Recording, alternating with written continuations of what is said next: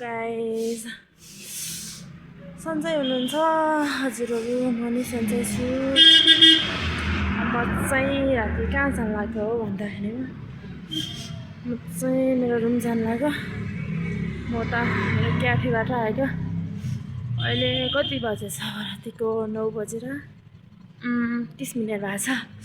कस्तो एक्लै डर लाग्छ के अब के गरौँ के फेरि क्याफे फेरि छिटै बन्द गर्यो भने हुन्छ नि त घाटा हुन्छ नि त हैन त्यही माथि आजकल झन् मान्छे नि आउँदैन के गरौँ यस्तै छ गाह्रो छ मान्छेहरू ब्याग कुदेर जान्छ म चाहिँ हिँडेर यहाँ खुट्टा दुख्छ आया कस्तो चिसो भएको छ राति हिँडेर जानुपर्ने के हो यस्तो सबैजना मेरो क्याफेमा आउनु होला मेरो एउटा सानो क्याफे खोलेर कोही आउँदैन यार म एक्लै छु हैन राति भएको छु एकजना त यहाँ मलाई त कस्तो डर लाग्यो के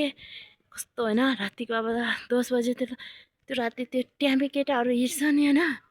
म कस्तो डर लाग्छ के अब त जरा ला के भयो मेरो लुक चाहिँ यस्तै छ आया म लास्ट मोटी भएर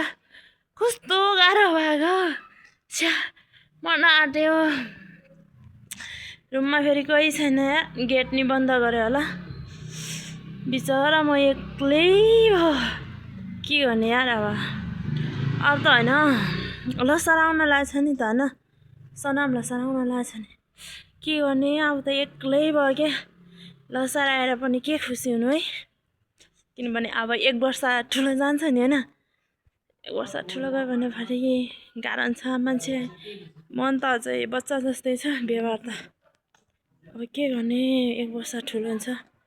अया म त थाक्यो मेरो क्याफेबाट मेरो रुम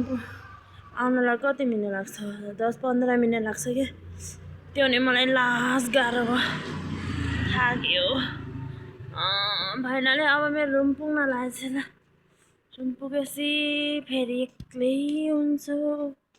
के गर्ने है लसर आएर पनि के खुसी हुनु है किनभने अब त एक्लै छ मम्मी र फ्यामिलीहरू गाउँमै हुनुहुन्छ अनि किनभने पर्साल्नीमा एक्लै यहीँ मनाएको के लसर मनाएको तर केही भएन के गर्ने मलाई त त्यो पूर्णिको दिन चाहिँ खुब रोएको के यस्तो रुन मन लाग्छ कि रोएर मात्र रोएको गरेको ओ माई गड पुलिस पो आयो कि मलाई डर लाग्यो पुलिस आयो है मलाई डर लाग्यो फाइनली पुलिस आउँदैछ हेर्नु न मेरो पछाडि पुलिस आउँदैछ मलाई त डर लाग्यो